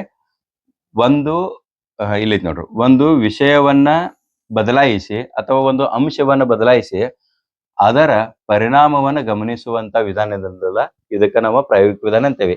ಈಗ ಉದಾಹರಣೆಗೆ, ಈಗ ಆಲ್ರೆಡಿ ಒಂದು ಉದಾಹರಣೆ ನಾನು ತಗೊಂಡಿದ್ನಲ್ಲ, ಅದ ಉದಾಹರಣೆಯನ್ನು ಇಲ್ಲಿ ತೆಗೆದುಕೊಂಡು ಚರಾಂಶಗಳು ಇದ್ರಾಗ ಯಾವ ಇದಾವ ಅನ್ನೋದನ್ನ ನಾನು ಹೇಳ್ತಾ ಹೋಗ್ತೇನೆ. ನೋಡ್ರಿ, ಸಂಗೀತದೊಂದಿಗೆ ಓದುವುದರಿಂದ, ಇಲ್ಲಿ ನೋಡ್ಕೊಟ್ರೆ, ಸಂಗೀತದೊಂದಿಗೆ ಓದುವುದರಿಂದ ವಿದ್ಯಾರ್ಥಿಗಳ ಸ್ಮರಣ ಶಕ್ತಿ ಮೇಲೆ ಪರಿಣಾಮ ಉಂಟಾಗುತ್ತದೆ ಅಂತ ಐತಿ. ಓಕೆ, ಸೊ ಇಲ್ಲಿ ಅಗದಿ ಕ್ಲಿಯರ್ ಆಗಿ ತಿಳ್ಕೊಳ್ಬೇಕು. 2 ಅಂಶ ಅದಾವ ಅಂತ ಹೇಳಿಲ್ಲ. ಒಂದು, ಸಂಗೀತದೊಂದಿಗೆ ಓದು, ಇದು ಒಂದೇ ಅಂಶ. ಇದು ಒಂದೇ ಅಂಶ. ಮತ್ತು ಸ್ಮರಣ ಶಕ್ತಿ ಮೇಲೆ ಪರಿಣಾಮ ಆಗ್ತದೆ ನೋಡೋರ್ದೇವ್ ನಾವು. ಇದು 2ನೇ ಅಂಶ. ಯಾವ್ದರ ಮೇಲೆ ಯಾವ್ದರ ಪರಿಣಾಮ ಆಗ್ತದ ಅನ್ನೋದು ನೋಡ್ದೈತಿ. ಯಾವ್ದು ಹೇಳ್ರಿ, ಸ್ಮರಣ ಶಕ್ತಿಯ ಮೇಲೆ ಯಾವ್ದರ ಪರಿಣಾಮ ಆಗೋದೈತಿ, ಸಂಗೀತದೊಂದಿಗೆ ಓದೋದ್ರಿಂದ ಆಗ್ತದೆ ಅಂತ ನೋಡೋದೈತಿ. ಸೊ ಹಿಂಗಾಗಿ ಇದ ಉದಾಹರಣೆಯನ್ನು ತೆಗೆದುಕೊಂಡು ನಾವು ಚರಾಂಶಗಳನ್ನ ನೋಡ್ಕೊಂತ ಹೋಗೋದಾದ್ರೆ, ಮೊದಲನೇದು ಇದ್ರಾಗ ಸ್ವತಂತ್ರ ಚರಾಂಶ ಅಂತ ಹೇಳಿ ಒಂದೇ ವಿಧ ಬರ್ತದೆ. ನಾ ಹೇಳಿದ್ನಲ್ಲ, 4 ವಿಧಗಳದಾವ ಚರಾಂಶದಲ್ಲಿ. ಇವು ಪ್ರಾಯೋಗಿಕ ವಿಧಾನದಲ್ಲಿ ಅತ್ಯಂತ ಪ್ರಮುಖವಾದಂತಹ ವಿಧಾನಗಳದಾವ. ಅದರ ಮೊದಲನೇದು ಸ್ವತಂತ್ರ ಚರಾಂಶ. ಈಗ ತಾವೆಲ್ಲಾನು ಕೂಡ ನೆನ್ಪಿಡ್ತಾ ಹೋಗ್ಬೇಕು. ಸ್ವತಂತ್ರ ಚರಾಂಶ ಅಂತ ಹೇಳಿ ಎದಕ್ ಕರಿತೇವೆ ಅಂತ ಹೇಳಿ. ಇಂಗ್ಲಿಷ್ನಾಗ ಇದಕ್ಕ ಇಂಡಿಪೆಂಡೆಂಟ್ ವೇರಿಯೇಬಲ್ ಅಂತ ಹೇಳಿ ಕರಿತೇವೆ. ಇಂಡಿಪೆಂಡೆಂಟ್ ವೇರಿಯೇಬಲ್, ಸ್ವತಂತ್ರ ಚರಾಂಶ. ಇದು ಏನ್ ಮಾಡ್ತದೆ, ಇದ್ರ ಅರ್ಥ ಏನ್ ನೋಡ್ರಿ, ಪ್ರಯೋಗಕಾರನು ಉದ್ದೇಶಪೂರ್ವಕವಾಗಿ ಬದಲಾಯಿಸುವ ಚರಾಂಶ.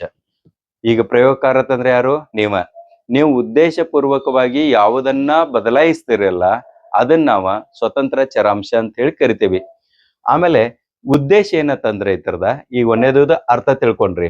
ಇನ್ನು ಎರಡನೇದ ಉದ್ದೇಶ ನೋಡ್ರಿ, ಇದರ ಉದ್ದೇಶ ಏನಿರ್ತದಂದ್ರೆ, ಯಾಕೆ ನಾವು ಉದ್ದೇಶಪೂರ್ವಕವಾಗಿ ಆ ಚರಾಂಶವನ್ನ ಬದಲಾಯಿಸ್ತೇವೆ ಅಂತಂದ್ರ ಇದರ ಪರಿಣಾಮವನ್ನು ತಿಳಿಯುವ ಸಲುವಾಗಿ. ಯಾವ್ದ್ರ ಪರಿಣಾಮ? ಪ್ರಯೋಗದ ಪರಿಣಾಮ ಇರ್ತದಲ್ಲ, ಆ ಪರಿಣಾಮವನ್ನು ತಿಳಿಯುವ ಸಲುವಾಗಿ ಅದನ್ನ ಬದಲಾಯಿಸ್ತೇವೆ. ಉದಾಹರಣೆ ತೆಗೆದುಕೊಳ್ಳೋದಾದ್ರೆ, ಈ ಉದಾಹರಣೆದಾಗ ಇಲ್ಲಿ ನೋಡ್ರಿ 3ನೇ ಅಂಶ ಉದಾಹರಣೆ, ಸಂಗೀತದೊಂದಿಗೆ ಓದುವುದು ಇದ ಸ್ವತಂತ್ರ ಚರಾಂಶ ಅಂತ ಹೇಳಿ ಅನಿಸ್ಕೊಳ್ತದ. ಯಾಕಂದ್ರೆ ಇದನ್ನ ಬದಲಾಯಿಸುವ ಶಕ್ತಿ ಯಾರ ಕಡೆ ಅದ ಹೇಳ್ರಿ? ಪ್ರಯೋಗಕಾರನ ಹತ್ರ ಅದ. ಒಂದು ಗುಂಪಿಗೆ, ಎ ಗುಂಪಿಗೆ ಅವ ಏನ್ ಮಾಡಿದ? ಸಂಗೀತವನ್ನ ಹಚ್ಕೊಟ್ಟು ಅಭ್ಯಾಸ ಮಾಡ್ಲಿಕ್ಕೆ ಹೇಳಿದ. ಸೊ ಅಲ್ಲಿ ಅವನ ಕೈಯಾಗ ಐತದ ಕಂಟ್ರೋಲ್ ಮಾಡೋದು. ಇನ್ನು 2ನೇ ಗುಂಪಿಗೆ ಏನ್ ಮಾಡಿದ? ಸಂಗೀತ ಇಲ್ಲದನ್ನ ಓದಾಕ್ ಹೇಳಿದ. ಸೊ ಯಾವುದು ಪ್ರಯೋಗಕಾರನ ಅಧೀನದಲ್ಲಿ ಇರ್ತದಲ್ಲ, ಅದನ್ನ ಬದಲಾಯಿಸಕ್ ಬರ್ತದಲ್ಲ, ಅದಕ್ಕೆ ನಾವ್ ಏನ್ ಕರಿತೀವಿ ಹೇಳ್ರಿ? ಸ್ವತಂತ್ರ ಚರಾಂಶ ಅಂತ ಹೇಳಿ ಕರಿತೀವಿ. ಇದನ್ನು ಸ್ವತಂತ್ರ ಚರಾಂಶ ಅನ್ನುತ್ತಾರೆ. ಯಾಕಂತಂದ್ರ ಇದು ಪ್ರಯೋಗಕಾರನ ನಿಯಂತ್ರಣದಲ್ಲಿರ್ತದ. ಬೇಕಾದ್ರ ಸಂಗೀತ ಕೊಡಬಹುದು, ಬೇಡಾದ್ರ ಸಂಗೀತವನ್ನ ಆಫ್ ಮಾಡಿ ಶಾಂತ ಇದ್ರಲ್ಲಿ ವಾತಾವರಣದಲ್ಲಿ ಓದಲಿಕ್ಕೆ ಹೇಳ್ಬೋದು. ಗೊತ್ತಾಯ್ತಾ? ಇದಕ್ ನಾವು ಸ್ವತಂತ್ರ ಚರಾಂಶ ಅಂತ ಹೇಳಿ ಕರಿತೀವಿ. ಇನ್ನು ಎರಡನೇದು ನೋಡ್ರಿ, ಅವಲಂಬಿತ ಚರಾಂಶ. ಈ ಅವಲಂಬಿತ ಚರಾಂಶಕ ಪರತಂತ್ರ ಚರಾಂಶ ಅಂತ ಹೇಳಿ ಕರೀತಾರೆ. Dependent variable.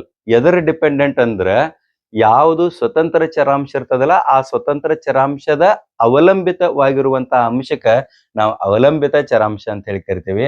ಇದರ ಅರ್ಥ ಏನ್ ನೋಡ್ರಿ, ಪ್ರಯೋಗದಲ್ಲಿ ಮಾಪನ ಮಾಡಲಾಗುವ ಅಥವಾ ಗಮನಿಸಲ್ಪಡುವ ಚರಾಂಶವನ್ನ ಅವಲಂಬಿತ ಚರಾಂಶ ಅಂತ ಹೇಳಿ ಕರಿತೀವಿ. ಇದು ಅರ್ಥ ಆಯ್ತು.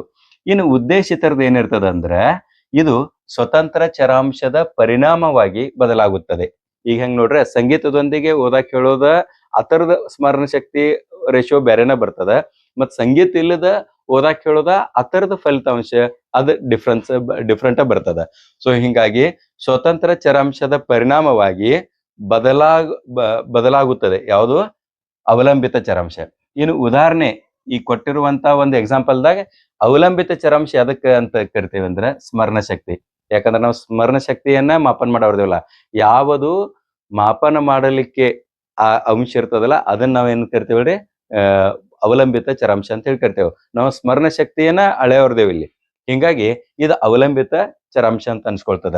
ಇಲ್ಲಿ ಇದು ಸ್ವತಂತ್ರ ಚರಾಂಶದ ಮೇಲೆ ಅವಲಂಬಿತವಾಗಿರ್ತದೆ. ಈಗ ನಾ ಹೇಳಿದ ನಾವು ಯಾವ್ಯಾವ ರೀತಿ ನಾವು ಸ್ವತಂತ್ರ ಚರಾಂಶವನ್ನ ಬದಲಾಯಿಸ್ತೇವಲ್ಲ, ಆ ರೀತಿ ಸ್ಮರಣ ಶಕ್ತಿ ತನ್ನ ರಿಸಲ್ಟ್ ಅನ್ನ ಬೇರೆ ಬೇರೆ ಬೇರೆ ಕೊಡ್ತಾ ಹೋಗ್ತದೆ. ಗೊತ್ತಾಯ್ತಲ್ಲ? ಓಕೆ, ಇನ್ ನೆಕ್ಸ್ಟ್ ನೋಡ್ರಿ, 3ನೇ ಒಂದು ಚರಾಂಶ ಯಾವ್ದತ್ತಂದ್ರ ಅತಿರೇಕ ಚರಾಂಶಗಳು ಅಂತ ಹೇಳಿ ಕರಿತೇವೆ. ಇಲ್ಲಿ ಎಕ್ಸ್ಟ್ರಾನ್ಯೂಯಸ್ ವೇರಿಯೇಬಲ್ಸ್ ಅಂತ ಹೇಳಿ ಕರಿತೇವೆ.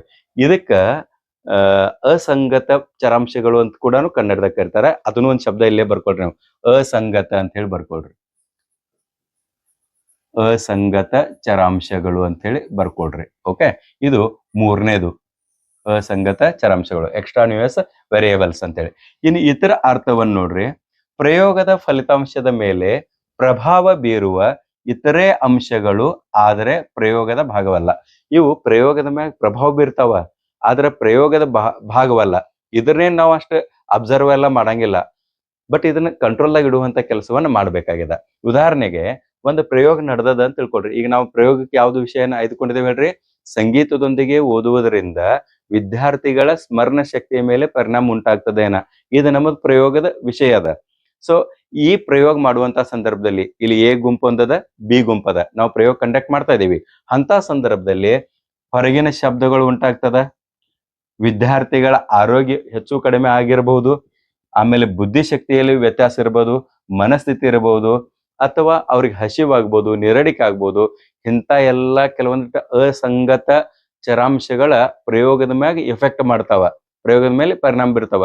ಅದರಿಂದ ಪ್ರಯೋಗದ ಫಲಿತಾಂಶ ಕರೆಕ್ಟ್ ಆಗಿ ಬರಂಗಿಲ್ಲ. ಅದಕ್ಕ ನಾವು ಮಾಡ್ಬೇಕಾದದ್ದು ಏನ್ ಕೆಲಸ ಅಂತಂದ್ರ, ಯಾವ ಇಂಥ ಅಂಶಗಳದವಲ್ಲ ಇವುದನ್ನ ನಿಯಂತ್ರಣದಾಗ ಇಡಬೇಕು. ನಿಯಂತ್ರಣದಾಗ ಇಡಬೇಕಾದ್ರೆ ನಾವ್ ಏನೇನ್ ಮಾಡ್ಬೇಕು? ಒಂದೇದ್ ನೋಡ್ರಿ, ಶಬ್ದ ಆಗಬಾರ್ದಂತ ವಾತಾವರಣದಲ್ಲಿ ಅವ್ರನ್ನ ಕೂಡಿಸ್ಬೇಕು, ಡಿಸ್ಟರ್ಬೆನ್ಸ್ ಇರಬಾರ್ದು, ಅಂತಲ್ಲಿ ಪ್ರಯೋಗವನ್ನು ಕೈಗೊಳ್ಬೇಕು. ವಿದ್ಯಾರ್ಥಿಗಳ ಸಾಮಾನ್ಯವಾಗಿದಾರೋ ಅಥವಾ ಇಲ್ಲೋ ಅನ್ನೋದನ್ನ ನೋಡ್ಕೊಳ್ಬೇಕು. ಈಗ ಫಾರ್ ಎಕ್ಸಾಂಪಲ್, ನೀವು D.Ed B.Ed ಮಾಡಿದ್ರ ಪ್ರಯೋಗಗಳನ್ನ ಮಾಡಿದಾಗ ಒಂದು ಪ್ರಾಕ್ಟಿಕಲ್ ಬುಕ್ ಬರೀತೀರಿ. ಆ ಪ್ರಾಕ್ಟಿಕಲ್ದಾಗ ಮೊದಲನೇ ಪೇಜ್ದಾಗ ವಿದ್ಯಾರ್ಥಿ ಹೆಸರು, ವಿದ್ಯಾರ್ಥಿಯ ಆರೋಗ್ಯ, ವಿದ್ಯಾರ್ಥಿಯು ಸಂಪೂರ್ಣವಾಗಿ ಸಾಮಾನ್ಯವಾಗಿದ್ದಾನೆ ಅನ್ನೋ ಒಂದು ಲೈನವನ್ನ ಬರಿತೀರಿ. ಅದು ಎದಕ್ಕೆ ಬರಿತೀರಿ ಅನ್ನೋದು ಇಲ್ಲಿ ತನಕ ಬಹುಶಃ ನಿಮಗೆ ಗೊತ್ತಿರ್ಕಿಲ್ಲ.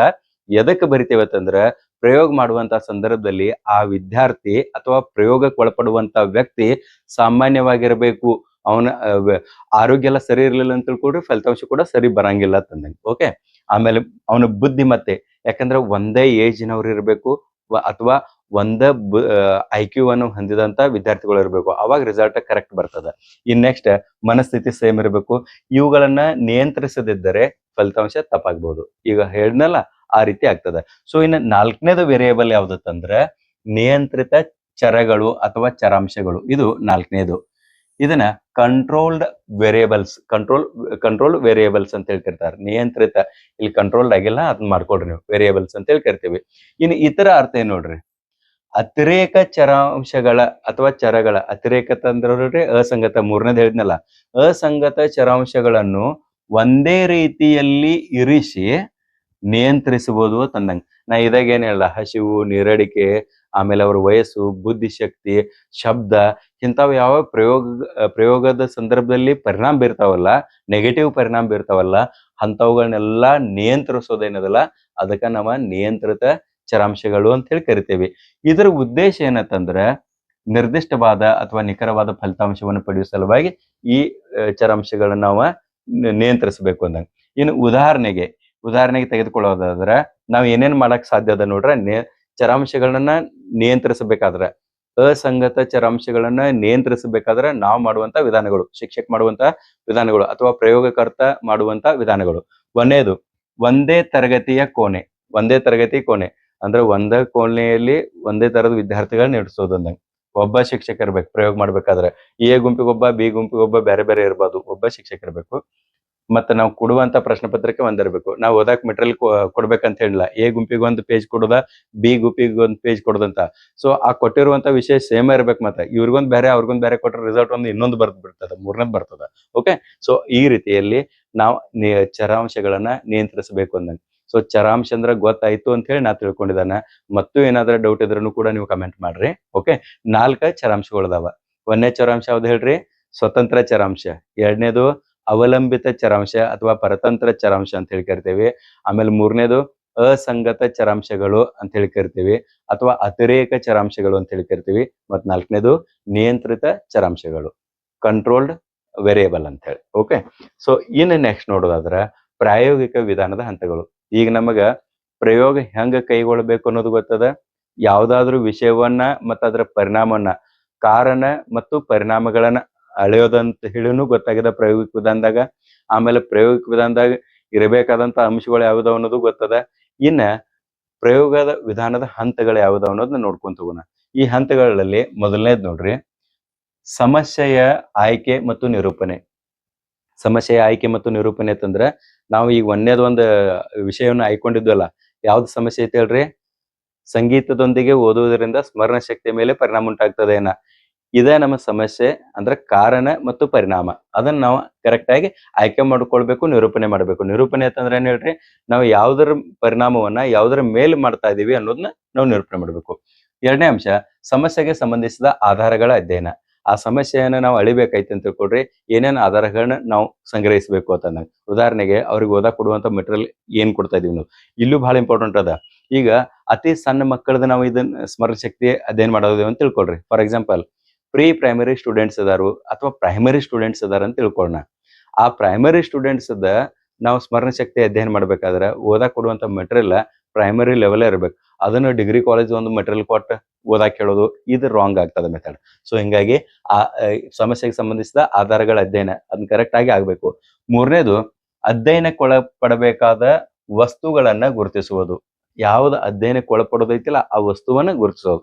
ಫಾರ್ ಎಕ್ಸಾಂಪಲ್ ಮೆಟೀರಿಯಲ್ ಅಂತಂದಂಗೆ. ಆಮೇಲೆ ಸ್ವತಂತ್ರ ಮತ್ತು ಅವಲಂಬಿತ ವಸ್ತುಗಳನ್ನ ಬೇರ್ಪಡಿಸುವುದು. ಈಗ ನಾ ಹೇಳಿಲ್ಲ, ಎ ಗುಂಪು, ಬಿ ಗುಂಪು, ಅವನ್ನೆಲ್ಲನೂ ಪ್ರತ್ಯೇಕ ಮಾಡಿ ಇದನ್ನ ಮೆಜರ್ಮೆಂಟ್ ಮಾಡೋದು. ನಿಜವಾದ ಪ್ರಯೋಗವನ್ನ ಕೈಗೊಳ್ಳೋದು, ಅಂದ್ರೆ ಅವ್ರಿಗೆ ಓದಾಕ್ ಕೊಟ್ಟ ಆತರ ಇದನ್ನ ರಿಸಲ್ಟ್ ವನ್ನ ಎಕ್ಸ್ಪೆಕ್ಟ್ ಮಾಡೋದು ಅಂತಂದಂಗೆ. ಆಮೇಲೆ ದತ್ತಾಂಶಗಳ ಸಂಗ್ರಹಣೆ ಅಂತಂದ್ರೆ ಅವ್ರಿಗೆ ಓದೋದ್ ಆದ ಕೂಡಲೇ ಒಂದೊಂದು ಕ್ವಶನ್ ಪೇಪರ್ ಕೊಟ್ಟ ಆನ್ಸರ್ ಮಾಡಕ್ ಹೇಳುದು. ಆನ್ಸರ್ ಸೀಟ್ ಏನಿರ್ತದಲ್ಲ ಅದ ದತ್ತಾಂಶ ತಂದಂಗೆ. ಅಥವಾ ಅವ್ರು ಓರಲ್ಲಿ ನೀವು ಪ್ರಶ್ನೆಗಳನ್ನ ಕೇಳಿದಾಗ ಉತ್ತರ ಹೇಳ್ತಾರ, ಅದು ಕೂಡ ದತ್ತಾಂಶ ತಂದಂಗೆ. ಹೇಳ್ತಾ, ಅಥವಾ ನೀವು ಏನೋ ಪ್ರಶ್ನೆ ಕೇಳ್ದ ಓದಿದ ವಿಷಯವನ್ನು ನೀವು ಹೇಳ್ರಿ ಅಂತ ಹೇಳ್ದ, ಅವ್ರು ಅದನ್ನ ಸ್ಟೋರಿ ರೂಪದಾಗ ಅಥವಾ ಅವ್ರಿಗೆ ಗೊತ್ತಿದ್ದ ಒಂದು ಕಂಟೆಂಟ್ ರೂಪದಲ್ಲಿ ಅದನ್ನ ಹೇಳಿದ್ರು ಅದು ದತ್ತಾಂಶ ಅಂತ ಹೇಳಿ ಅನ್ಸ್ಕೊಳ್ತದೆ. ನೆಕ್ಸ್ಟ್ ದತ್ತಾಂಶಗಳ ವಿಶ್ಲೇಷಣೆ.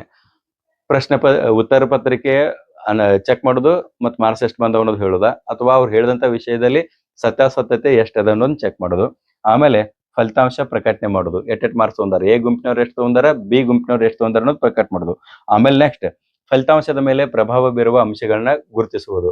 ಆ ಪ್ರಯೋಗ ನಡೆದಂತಹ ಸಂದರ್ಭದಲ್ಲಿ ಏನೇನು ಪರಿಣಾಮ ಉಂಟಾಗಿದೆ ಅನ್ನೋದನ್ನ ಅಭ್ಯಾಸ ಮಾಡೋದು. ನೀವು ಅಂದ್ರೆ ಗುರುತಿಸೋದಂದ್ರೆ ಸಂಗೀತದೊಂದಿಗೆ ಓದಿದ ಮಕ್ಕಳು ಹೆಚ್ಚು ಮಾಡಿದಾರೋ ಅಥವಾ ಶಾಂತ ಚಿತ್ತದಲ್ಲಿ ಕೂತು ಓದಿದಂತ ಮಕ್ಕಳು ರಿಸಲ್ಟ್ ಹೆಚ್ಚು ಮಾಡಿದಾರೋ ಅನ್ನೋದು ಗುರುತಿಸೋದು. ಆಮೇಲೆ ಕೊನೆಗೆ ತೀರ್ಮಾನ ಸೂಚಿಸೋದು. ತೀರ್ಮಾನ ಏನ್ ಸೂಚಿಸೋದು, ನಿಮ್ ಆ ಎರಡೂ ಗುಂಪಿನ ಫಲಿತಾಂಶಗಳನ್ನ ಗಮನಿಸಿ ವಿದ್ಯಾರ್ಥಿಗಳು ನೀವು ಏನ್ ಹೇಳ್ಬೋದು ಅಂದ್ರ, ನೀವು ಯಾವಾಗ್ಲೂ ಓದ್ಬೇಕಾದ್ರೆ ಶಾಂತವಾಗಿ ಏಕಾಗ್ರತೆಯಿಂದ ಓದಿದ್ರೆ ನಿಮ್ ಫಲಿತಾಂಶ ಹೆಚ್ಚಾಗ್ತದ. ಯಾಕಂದ್ರೆ ಈ ಪ್ರಯೋಗದಿಂದ ನಮ್ಗೆ ಏನ್ ಕಂಡು ಬಂದದ ಅಂದ್ರ, ಯಾವಾಗ ನಾವು ಹಾಡುಗಳನ್ನ ಹಚ್ಚಿ ಅಭ್ಯಾಸ ಮಾಡ್ತೇವಲ್ಲ, ಮ್ಯೂಸಿಕ್ದೊಂದಿಗೆ ಸಂಗೀತದೊಂದಿಗೆ ಅಭ್ಯಾಸ ಮಾಡ್ತೇವಲ್ಲ, ಅವಾಗ ನಮ್ಮ ಮನಸ್ಸಿನ ಅರ್ಧ ಭಾಗ ಸಂಗೀತದ ಕಡೆಗೆ ಹೋಗಿರ್ತದ, ಓದೋದ್ರ ಕಡೆಗೆ ಇರಂಗಿಲ್ಲ. ಹಿಂಗಾಗಿ ಓದುವಾಗ ಎಲ್ಲಾನು ತಿಳಿದಂಗ ಅನಿಸ್ತದ. ಬಟ್ ಯಾವಾಗ ಪ್ರಶ್ನೆ ಪತ್ರಿಕೆ ಕೈಯಲ್ಲಿ ಬರ್ತದ ಅವಾಗ ನಾವ್ ಅದ್ರ 50% ಮಾತ್ರ ನಾವೇನ್ ಹೇಳ್ರಿ ಟಚ್ ಮಾಡಕ್ ಸಾಧ್ಯದ. ಕೆಲವೊಂದ್ಸಲ ಅದಕ್ಕಿಂತ ಕಡಿಮೆನೂ ಕೂಡ ಆಗ್ತದ. ಅದಕ್ಕ ವಿದ್ಯಾರ್ಥಿಗಳಿಗೆ ಕೇಂದ್ರೀಕೃತ ಓದು, ಶಾಂತ ಚಿತ್ತದಲ್ಲಿ ಕುಂತು ಓದೋದೇನದಲ್ಲ ಅದು ಬಹಳ ಇಂಪಾರ್ಟೆಂಟ್ ಅಂತ ತಿಳ್ಕೊಂಡು ನೀವು ತೀರ್ಮಾನವನ್ನು ಸೂಚಿಸೋದು. ಇನ್ನು ನೀವು ಒಂದು ಪ್ರಶ್ನೆ ಕೇಳ್ಬೋದು, ಸರ್ ಇಷ್ಟು 10 ಹಂತಗಳದಾವ, ಇವತ್ನೆಲ್ಲ ಸ್ಟೆಪ್ ಬೈ ಸ್ಟೆಪ್ ಹೆಂಗ್ ಗುರ್ತಾ ಹಿಡೋದು ಅಥವಾ ನೆನ್ಪಿಟ್ಕೊಳ್ಬೋದು. ಇಲ್ಲಿ ಯಾವುದೂ ಕೂಡ ಇದ ಸ್ಟೆಪ್ ಆಗನ ಇದಾಗನ ಅಂತಿಲ್ಲ. ಇದು ಪ್ರತಿಯೊಂದು ಪುಸ್ತಕದಾಗ ನೀವು ನೋಡ್ರಿ, ಮ್ಯಾಗ ಕೆಳಗ ಆಗಿರ್ತಾವ, ಮೇಲ್ ಕೆಳಗಳ ಆಗಿರ್ತಾವ. ಆ ಸ್ಟೆಪ್ಸ್ಗಳನ್ನ ನೆನ್ಪಿಡ್ಬೇಕಂತಿಲ್ಲ. ಬಟ್ ಪ್ರಯೋಗ ಮಾಡುವಂತ ವಿಧಾನ ಏನದಲ್ಲ ಅದು ಗೊತ್ತಿದ್ರೆ ಸಾಕು. ಫಸ್ಟ್ ಸಮಸ್ಯೆಯ ಆಯ್ಕೆ, ಯಾವುದರ ಕಾರಣ ಮತ್ತು ಪರಿಣಾಮವನ್ನು ಅಧ್ಯಯನ ಮಾಡೋದನ್ನು ತಿಳ್ಕೊಳ್ಳೋದು. ಆಮೇಲೆ ವಿದ್ಯಾರ್ಥಿಗಳನ್ನ ಎ ಬಿ ಗುಂಪಾಗಿ ಪರಿವರ್ತನೆ ಮಾಡೋದು, ಅಂದ್ರೆ ಬೇರ್ಪಡಿಸೋದು, ಪ್ರಯೋಗ ಕೈಗೊಳ್ಳೋದು. ಆಮೇಲೆ ದತ್ತಾಂಶವನ್ನು ಸಂಗ್ರಹಣೆ ಮಾಡೋದು, ಆಮೇಲೆ ಅದ್ರ ವಿಶ್ಲೇಷಣೆ ಮಾಡೋದು, ಆಮೇಲೆ ತೀರ್ಮಾನ ಕೈಗೊಳ್ಳೋದು. ಇದ್ರಾಗ 10 ಹಂತ ಆಗ್ಬೇಕಂತ ಏನೂ ಇಲ್ಲ. ನೀವು 4 ಮಾಡ್ರಿ, 5 ಮಾಡ್ರಿ, 6 ಮಾಡ್ರಿ, ಪ್ರಯೋಗ ಮಾಡುವಂತ ವಿಧಾನ ಗೊತ್ತಿದ್ರೆ ಮುಗೀತು. ಓಕೆ, ಇನ್ ನೆಕ್ಸ್ಟ್ ನೋಡ್ರಿ ಪ್ರಯೋಗದ ವಿಧಾನ. ಇನ್ ನಾವು ಪ್ರಯೋಗ ಮಾಡೋರ್ದೇವೆ ಅಂತ ತಿಳ್ಕೊಳ್ರಿ. ಇಲ್ಲಿ ಏನೇನ್ ಮಾಡ್ತೇವೆ ಅಂದ್ರ, ಮನೋವಿಜ್ಞಾನದಲ್ಲಿ ವಿಶೇಷವಾಗಿ ಯಾವಾಗ್ಲೂ ಪ್ರಯೋಗಗಳನ್ನ ಕೈಗೊಳ್ಳಲಿ ಮೊದಲು ಏನ್ ಮಾಡ್ತಾರ ಅಂದ್ರ, ಅವುಗಳನ್ನ ಪ್ರಾಣಿಗಳ ಮೇಲೆ ಕೈಗೊಳ್ತಾರ. ಪ್ರಾಣಿಗಳ ಮೇಲೆ ಕೈಗೊಂಡು ಅವುಗಳ ಪರಿಣಾಮಗಳನ್ನ ಕಂಡುಕೊಂಡು ಕೂಡ್ಲೆ ಆಮೇಲೆ ಅದನ್ನ ವ್ಯಕ್ತಿಗಳಿಗೆ ಅನ್ವಯಿಸ್ತಾರ. ತಿಳಿತಾ? ಸೊ ಇಲ್ಲಿ ಮನೋವಿಜ್ಞಾನದ ಪ್ರಯೋಗಗಳು ಮುಂದೆ ಬರ್ತಾವ. ಪಾರಿವಾಳದ ಮೇಲೆ, ಬೆಕ್ಕಿನ ಮೇಲೆ, ನಾಯಿ ಮೇಲೆ, ಆಮೇಲೆ ಚಿಂಪಾಂಜಿಯ ಮೇಲೆ, ಇಂಥ ಬೇರೆ ಬೇರೆ ಪ್ರಾಣಿಗಳ ಮೇಲೆ ಮೊದಲು ಪ್ರಯೋಗಗಳನ್ನು ಮಾಡ್ತಾರ. ಆಮೇಲೆ ಅದರ ಪರಿಣಾಮವನ್ನು ನೋಡ್ಕೊಂಡು ಬಹುಶಃ ಇದು ವ್ಯಕ್ತಿಗೆ ಅನ್ವಯ ಆಗ್ತದೆ ಅಂತ ತಿಳ್ಕೊಂಡು ಆಮೇಲೆ ವ್ಯಕ್ತಿಗಳಿಗೆ ಅನ್ವಯಿಸ್ತಾರೆ. ಡೈರೆಕ್ಟ್ ವ್ಯಕ್ತಿಗಳ ಮೇಲೆ ಪ್ರಯೋಗಗಳನ್ನ ಹೆಚ್ಚಾಗಿ ಮಾಡೋಂಗಿಲ್ಲ. ಓಕೆ, ಕೆಲವೊಂದಿಷ್ಟು ಇರ್ತಾವ ಡೈರೆಕ್ಟ್ ವ್ಯಕ್ತಿಗಳ ಮೇಲೆ ಪ್ರಯೋಗಗಳನ್ನ ಕೈಗೊಳ್ತಾರ.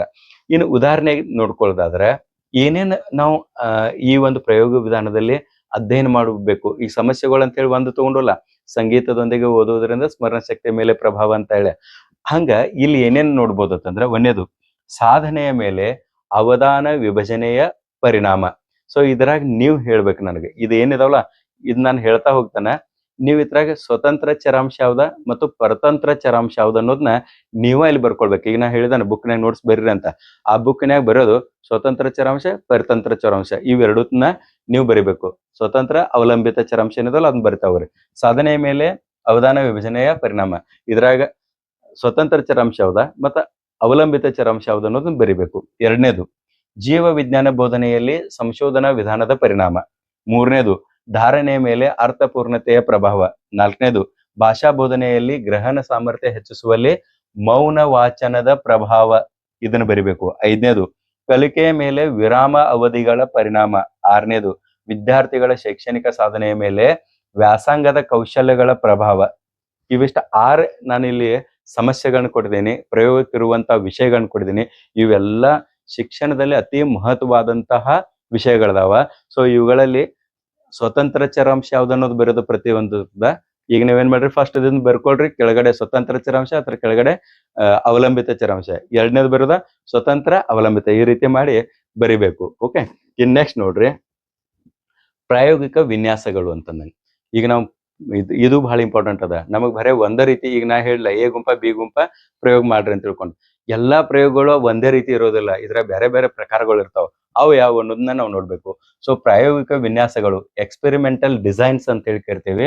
ಮನೋವೈಜ್ಞಾನಿಕ ಪ್ರಯೋಗಗಳಲ್ಲಿ ಗುಂಪುಗಳ ತೌಲನಿಕ ಅಧ್ಯಯನ ನಡೀತದ. ಇಲ್ಲಿ ಯಾವಾಗ್ಲೂ ಪ್ರಯೋಗ ಆಯ್ತು ಅಂತ ತಿಳ್ಕೊಳ್ರಿ, ಪ್ರಯೋಗ ಆದ ಕೂಡಲೇ ಗುಂಪುಗಳ ತೌಲನಿಕ ಅಧ್ಯಯನ ನಡೀತದ. ತೌಲನಿಕ ಅಂತಂದ್ರೆ ಕಂಪ್ಯಾರಿಟಿವ್ ನಡೀತದ ಅಂದಂಗ.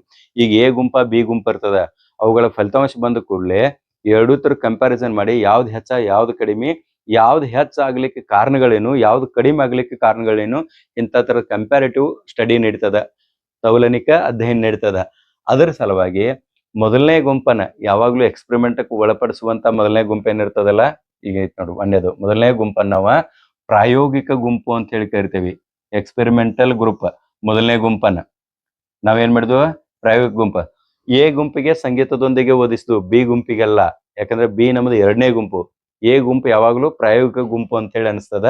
ಆಮೇಲೆ ಎರಡನೇ ಗುಂಪು ಏನದಲ್ಲ ಅದನ್ನ ನಿಯಂತ್ರಿತ ಗುಂಪು ಅಂತ ಹೇಳಿ ಕರಿತೇವೆ ನಾವು, ಕಂಟ್ರೋಲ್ಡ್ ಗ್ರೂಪ್. ತಿಳಿತಾ? ಅದ್ ನಮ್ಮದಿಂದಾಗಿರ್ತದ, ಕಂಟ್ರೋಲ್ ಗ್ರೂಪ್ ಇರ್ತದ. ಸೊ ಪ್ರಯೋಗಕ್ಕೆ ಒಳಪಡುವ ಗುಂಪಿನ ಆಧಾರವಾಗಿ ಪ್ರಾಯೋಗಿಕ ವಿನ್ಯಾಸಗಳನ್ನ ಈ ಕೆಳಗಿನಂತೆ ವಿಂಗಡಿಸಬಹುದು.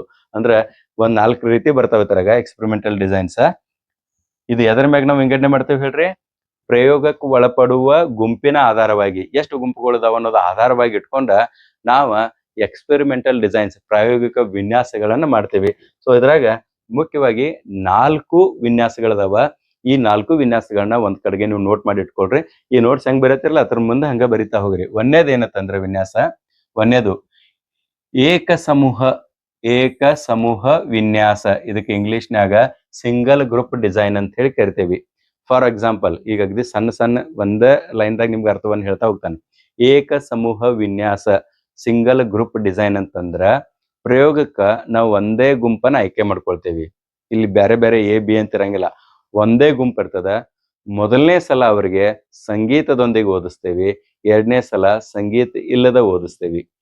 ಅಥವಾ ಬೇರೆ ವಿಷಯವನ್ನ ತೆಗೆದುಕೊಂಡು ಒಂದೇ ಗುಂಪಿನ ಮೇಲೆ 2 ಸಲ ಪ್ರಯೋಗ ಮಾಡಿಕೊಂಡು, ಮೊದಲನೇದು ಪೂರ್ವ ಪರೀಕ್ಷೆ, ಎರಡನೇದು ಅಂತಿಮ ಪರೀಕ್ಷೆ, ಮತ್ತೆ ಪೂರ್ವ ಪರೀಕ್ಷೆ ಅಂತಿಮ ಪರೀಕ್ಷೆಯ ನಡುವೆ ಇರುವಂತ ವ್ಯತ್ಯಾಸವನ್ನ ನಾವು ಅಭ್ಯಾಸ ಮಾಡೋದಲ್ಲ, ಅದಕ್ಕ ಏಕ ಸಮೂಹ ವಿನ್ಯಾಸ ಅಂತ ಹೇಳಿ ಕರಿತೇವಿ. ಗೊತ್ತಾಯ್ತು ಅಂತ ಹೇಳಿ ತಿಳ್ಕೊಂಡಿದ್ದಾನೆ. ಒಂದೇ ಗುಂಪು ಇರ್ತದ, ಏಕ ಒಂದೇ ಇರ್ತದ.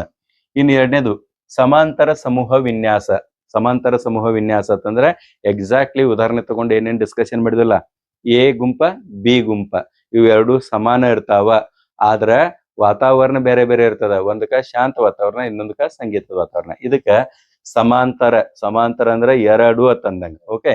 ಇನ್ನು ಮೂರನೇದು ಸರತಿ ಸಮೂಹ ವಿನ್ಯಾಸ, ರೊಟೇಷನ್ ಗ್ರೂಪ್ ಡಿಸೈನ್ ಅಂತ ಹೇಳಿ ಕರಿತೀವಿ. ಇದಕ್ಕೆ ಎರಡನೇದಕ್ಕ ಪ್ಯಾರಲಲ್ ಗ್ರೂಪ್ ಡಿಸೈನ್ ಅಂತ ಹೇಳಿ.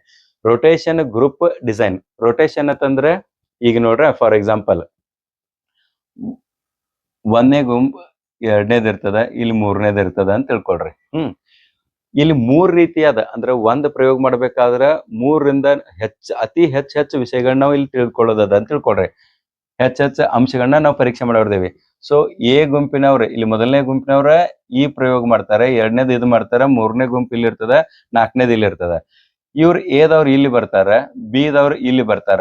ಒಂದು ಹಂತ ಮುಗಿದ ಕೂಡಲೇ, ಮೊದಲನೇ ಹಂತ ಮುಗಿದ ಕೂಡಲೇ ರೊಟೇಷನ್ ಆಗ್ತಾರ ಅವ್ರು. ಇವ್ರು ಇಲ್ಲಿ ಬರ್ತಾರ, ಇವ್ರು ಇಲ್ಲಿ ಬರ್ತಾರ, ಮೂರನೇ ಗುಂಪಿನವ್ರು ಇಲ್ಲಿ ಬರ್ತಾರ, ನಾಲ್ಕನೇದವ್ರು ಇಲ್ಲಿ ಹೋಗ್ತಾರ. ಇದು ಒಂದ್ ರೌಂಡ್ ಆಯ್ತು.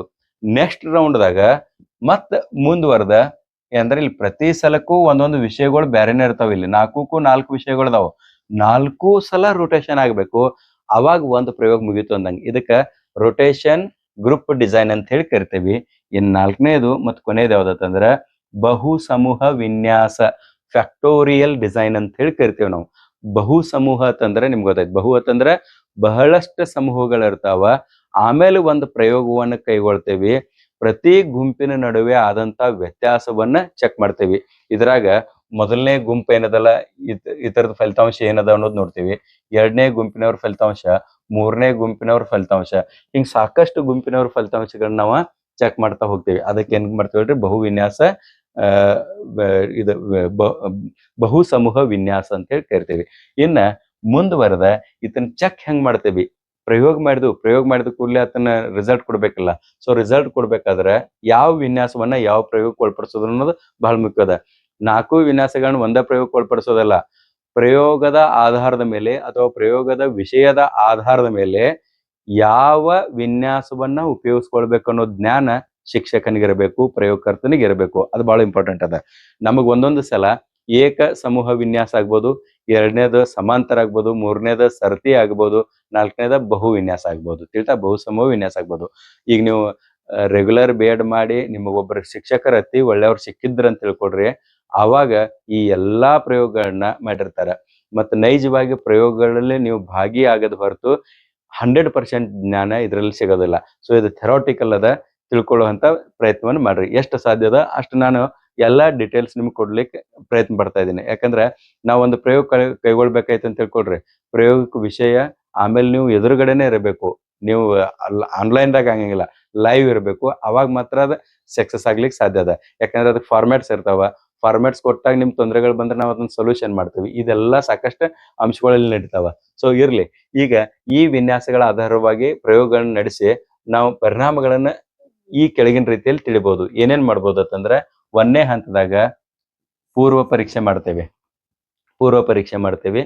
ಅಂದ್ರೆ ಅವ್ರಿಗೆ ಏನೂ ಗೊತ್ತಿರಂಗಿಲ್ಲ, ಆ ಸಂದರ್ಭದಾಗ ಒಂದು ಕ್ವಶನರೀಸ್ ಕೊಟ್ಟ ಬಿಡಿಸ್ಲಿಕ್ಕೆ ಹೇಳ್ತೇವೆ ಅಂತಂದಾಗ ಮೊದಲನೇದು. ಎರಡನೇದು ಪ್ರಯೋಗಕ್ಕೆ ಒಳಪಡಿಸ್ತೇವೆ, 2ನೇ ಹಂತ. ಮೂರನೇದು ಅಂತಿಮ ಪರೀಕ್ಷೆಯನ್ನು ನಡೆಸ್ತೇವೆ.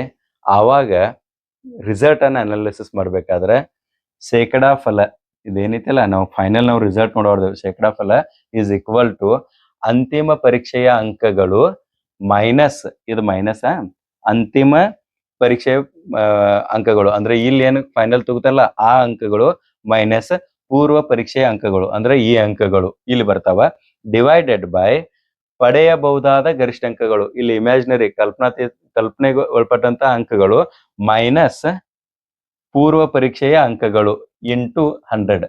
ಇದು ಮಾಡ್ತಂತ ತಿಳ್ಕೊಡ್ರಿ, ಎಷ್ಟು ರಿಸಲ್ಟ್ ಬರ್ತದಲ್ಲ ಅದು ನೀವು ನಿರ್ಧರಿಸುವಂತ ಅಂಶ ಅಂತಂದಂಗೆ. ಅಂದ್ರೆ ನೀವು ಯಾವ್ದಂತ ಪರಿಣಾಮ ಟೆಸ್ಟ್ ಮಾಡ್ತಿದ್ರಲ್ಲ ಅದ್ರ ಫಲಿತಾಂಶ ಎಲ್ಲಿ ಬರ್ತದಂಗೆ. ಸೊ ಇದೆಲ್ಲ ನಡಿಬೇಕಾದ್ರೆ ಇದು ಇಲ್ಲಿ ಹೇಳಕ್ ಬರುದಿಲ್ಲ. ಯಾಕಂದ್ರೆ ಇಲ್ಲಿ ಗುಂಪುಗಳು ಬೇಕು, ಫಲಿತಾಂಶ ಕೈಯಲ್ಲಿ ಬೇಕು, ಆಮೇಲೆ ಅದನ್ನ ಡಾಟಾ ಎಲ್ಲ ಇಲ್ಲಿ ಇಟ್ಟು ಚೆಕ್ ಮಾಡಿದ್ರೆ ಎಷ್ಟು ಬರ್ತದ ಅಂತ ಹೇಳ್ಬೋದು. ಸೊ ಇದನ್ನೇನು ಎಕ್ಸಾಮ್ದಾಗ ಕೇಳಂಗಿಲ್ಲ, ಅದ್ರ ಬದಲಿ ವರಿ ಮಾಡ್ಕೊಬೇಡ್ರಿ, ನಿಮ್ಗೆ ಗೊತ್ತಿದ್ರೆ ಸಾಕು. ಇನ್ ನೆಕ್ಸ್ಟ್ ನೋಡ್ರಿ, ಗುಣಗಳು. ಮನೋ ವಿಜ್ಞಾನದಲ್ಲಿ ಪ್ರಾಯೋಗಿಕ ವಿಧಾನದ ಗುಣಗಳು ಯಾವ್ದವ, ಮೆರಿಟ್ಸ್ ಏನಿದಾವ ನೋಡೋಣ. ಒಂದನೇದು, ಇದು ಶೈಕ್ಷಣಿಕ ಸಮಸ್ಯೆಗಳನ್ನು ಪರಿಹರಿಸಲು ಬಳಸಬಹುದಾದ ಒಂದು ವೈಜ್ಞಾನಿಕ ವಿಧಾನ. ಯಾಕಂದ್ರೆ ಜಗತ್ನಾಗ ಮೊಟ್ಟ ಮೊದಲು ವೈಜ್ಞಾನಿಕ ಪ್ರಯೋಗಾಲಯವನ್ನು ಪ್ರಾರಂಭಿಸಿದ ಕೂಡಲೇ ಹುಟ್ಕೊಂಡಂತ ವಿಧಾನ ಇದಾಗಿರೋದ್ರಿಂದ ಇದನ್ನ ವೈಜ್ಞಾನಿಕ ವಿಧಾನ ಅಂತ ಹೇಳಿ ಕರಿತೀವಿ. ಮತ್ತು ವಿಜ್ಞಾನಕ್ಕೆ ವೈಜ್ಞಾನಿಕ ಸ್ವರೂಪವನ್ನು ಕೊಟ್ಟಂತ ವಿಧಾನವೂ ಕೂಡ ಪ್ರಾಯೋಗಿಕ ವಿಧಾನದ. ಓಕೆ, ಇನ್ನು ಎರಡನೇದು ಏನಂತಂದ್ರೆ, ಈ ವಿಧಾನದಿಂದ ವಿಶ್ವಸನೀಯ ಮಾಹಿತಿಯ ದೊರೀತದ ತಂದಂಗೆ. ಸೊ ಎರಡನೇದು ವಿಶ್ವಸನೀಯ ಮಾಹಿತಿಯನ್ನ ಇದು ನಮಗೆ ಕೊಡ್ತದ. ಮೂರನೇದು ಏನಂತಂದ್ರೆ, ಪ್ರಾಯೋಗಿಕ ಪದ್ಧತಿಯಿಂದ ಕೈಗೊಂಡ ತೀರ್ಮಾನಗಳನ್ನು ಮತ್ತೊಬ್ಬರು ಅಂತಹದೇ ಸನ್ನಿವೇಶದಲ್ಲಿ ಪರಿಷ್ಕರಿಸಲು ಅವಕಾಶ ಅದ. ಸೇಮ್ ಸಿಚುವೇಶನ್ದಾಗ ಇನ್ನೊಬ್ಬರು ಪ್ರಯೋಗ ಮಾಡಿದ್ರು ಕೂಡ ಅದ ಫಲಿತಾಂಶ ಬರುವಂತ ಸಾಧ್ಯತೆ ಹೆಚ್ಚಿನ ಪ್ರಮಾಣದಲ್ಲಿ ಅದ.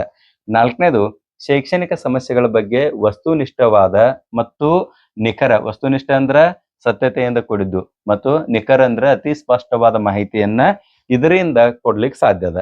ಐದನೇದು ಯಾವ್ದಂದ್ರೆ, ವಿದ್ಯಾರ್ಥಿಗಳ ವರ್ತನೆಗೆ ಸಂಬಂಧಪಟ್ಟಂತೆ ಕಾರ್ಯಕಾರಣ ಸಂಬಂಧಗಳನ್ನ ಇದು ನಮಗೆ ಸೂಚಿಸ್ತದ ಅಥವಾ ಹೇಳ್ತದ ಅಂದಂಗ. ತಿಳಿತಾ?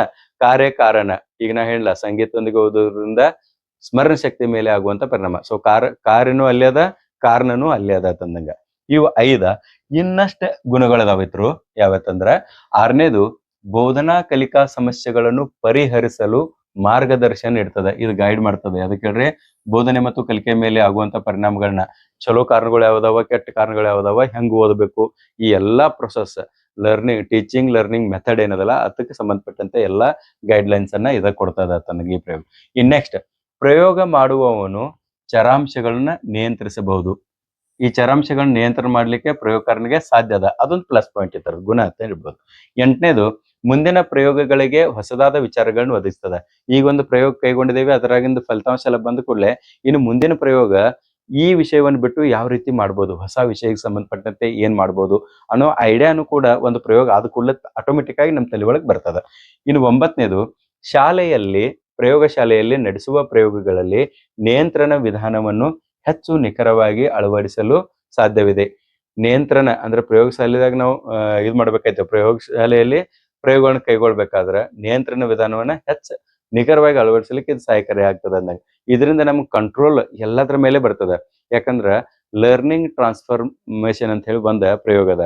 ಒಂದ್ ಕಡೆ ಕಲ್ತಂತ ಜ್ಞಾನ ಇನ್ನೊಂದ್ ಕಡೆಗೆ ಅದ ಟ್ರಾನ್ಸ್ಫರ್ ಆಗ್ತದೆ ತಂದಂಗ. ಓಕೆ, ಸೊ ಆ ಹಿನ್ನೆಲೆಯಲ್ಲಿ ಪ್ರಯೋಗ ಮಾಡ್ತಾ ನಾವು ಏನ್ ಗುಂಪನ್ನು ನಿಯಂತ್ರಿಸ್ತೇವಲ್ಲ, ಚರಾಂಶಗಳನ್ನ ನಿಯಂತ್ರಿಸ್ತೇವಲ್ಲ, ಆ ಗುಣ ನಮಗ್ ಪ್ರತಿಯೊಂದ್ರಾಗೂ ಬರ್ತದ, ಅಳವಡಿಕೆ ಆದ ಕೂಡಲೇ ಕ್ಲಾಸ್ ಕಂಟ್ರೋಲು ಸಿಗ್ತದ ತಂದಂಗ.